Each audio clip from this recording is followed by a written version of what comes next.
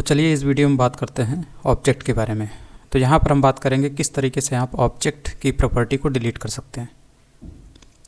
तो इसके लिए हम डेल कीवर्ड का इस्तेमाल करते हैं। इस एग्जांपल को देखते हैं। तो यहाँ पर आपका ये क्लास है पर्सन नाम का, जिसके अंदर दो मेथड पड़े हुए हैं। ठीक, एक बाय डिफ़ॉल्ट जो ऑब्जेक्ट क्रिएशन के समय अपने आप चलता है, जैसे ये ऑब्जेक्ट बनाते हैं वैसे ही ये चल जाता है। इसका काम होता है जो अंदर के एट्रीब्यूट हैं इस क्लास के या फिर ऑब्जेक्ट की प्रॉपर्टीज़, इनको इनिशियलाइज करना। ठीक, इससे यह इनिशियलाइज हो जाता है। उसके बाद हम लोग यहाँ पर इसको डिलीट करना चाहते हैं, इसको डिलीट करना चाहते हैं। ठीक, तो कैसे कर सकते हैं? डेल कीवर्ड का इस्तेमाल करते हैं p1.h। ठीक, पहले तो इसको एक्सेस करेंगे, तो एक्सेस कैसे करेंगे? p1.h, ऐसे ही इसको एक्सेस करते हैं। एज को एक्सेस करने का तरीका यही है, ऑब्जेक्ट का नाम और .h। फिर उसके बाद डेल कीवर्ड लगा देते हैं, तो ये चीज़ हट जाती है। जब हम इससे प्रिंट करने की कोशिश करते हैं तो हमें यहाँ पर क्या दिखता है? Person object has no attribute age. तो पर्सन ऑब्जेक्ट में एट्रीब्यूट नाम का एज नाम का कोई एट्रीब्यूट नहीं है। इसका मतलब ये हट चुका है। तो इस तरीके से हम इसको हटा सकते हैं। तो इसके बाद ये एज जो है आपका हट गया। तो आपको ये ध्यान रखना है, ये ऑब्जेक्ट की प्रॉपर्टी है। ठीक है, तो ये हट गया। इसका मतलब जो ये क्लास अभी जो नेम और एज लिखा हुआ है पर्सन के अंदर, ये अभी भी मौजूद है।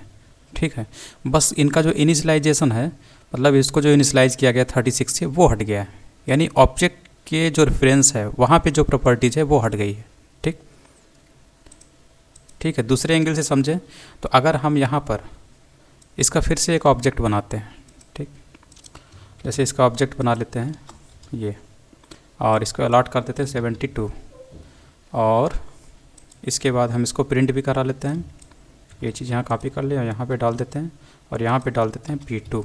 ठीक है, तो यहाँ पर P1.age ये प्रॉपर्टी तो हट गई, मतलब इस P1 रेफरेंस यानी ऑब्जेक्ट से ये प्रॉपर्टी हट गई। ठीक, इसका मतलब ये नहीं है, मेरे कहने का मतलब है कि ये मतलब नहीं है इसका कि ये जो वेरिएबल है यानी एट्रीब्यूट है पर्सन से संबंधित जो है, ये भी हट गया। ये नहीं, ये तो ब्लू प्रिंट है ना, ये नहीं हटेगा। इस ब्लू प्रिंट से हम दूसरा ऑब्जेक्ट बना लेते हैं। ठीक है, दूसरा ऑब्जेक्ट बना लिया और यहाँ पर हम इसको एक्सेस भी कर रहे हैं। तो अब आप देखेंगे P2.age से आपको 72 यहाँ पर आंसर दिखाई देगा। तो ये एरर अभी भी आ रहा है, इसका कारण ये है हमें ये हटाना पड़ेगा क्योंकि ये चीज़ है ही नहीं। ठीक है, तो ये देखिए 72 आ गया। इसके बाद ऑब्जेक्ट को भी डिलीट किया जा सकता है डेल कीवर्ड का इस्तेमाल करके। तो यहाँ पर ये देखिए P1 ऑब्जेक्ट इसने डिलीट कर दिया, पूरा ऑब्जेक्ट ही डिलीट हो गया। उसके बाद प्रिंट कराने की कोशिश कर रहा है तो बोल रहा है P1 इज़ नॉट डिफाइंड। ठीक, तो ऑब्जेक्ट डिलीट हुआ है, इसका मतलब फिर से आप इस ब्लू प्रिंट से फिर से अपना एक ऑब्जेक्ट बना सकते हैं।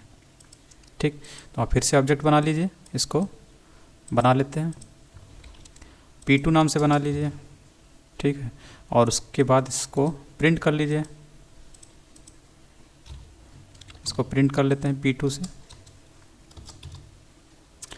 तो और इसको हटा देते हैं। ठीक है, अब देखेंगे आपका जो P2 से प्रिंट करते हैं तो इससे आपका जो मेन डॉट पर्सन है ऐसे करके, हाँ देखिए आ गया, ये आता है। इसका मतलब ये ठीक है, काम कर रहा है। जैसे अगर इसके किसी एज को प्रिंट कराएंगे तो आपको P2.age से आपको एज भी मिल जाएगी यहाँ पे 36। ठीक है, ऐसे पता नहीं चल रहा है कि P1 P2 दोनों में एज है, तो इसको 60 कर देते हैं। अब आप देखेंगे आपको यहाँ पे 60 मिल जाएगा। P1 तो डिलीट हो गया। ठीक है, हमने दूसरा ऑब्जेक्ट बना लिया। ठीक है, तो ये दूसरे ऑब्जेक्ट से हम इस पर्सन के जो एज है उसको हम क्या कर रहे हैं, एक्सेस कर पा रहे हैं। ठीक, तो ये ध्यान देने लायक बात है। उसके बाद पास स्टेटमेंट। पास स्टेटमेंट का इस्तेमाल तो आपने पहले भी पढ़ा। इसका इस्तेमाल तब किया जाता है जब हम किसी क्लास में कोई कोड नहीं लिखते हैं, बल्कि चाहते हैं कि वो रन हो जाए बिना एरर के।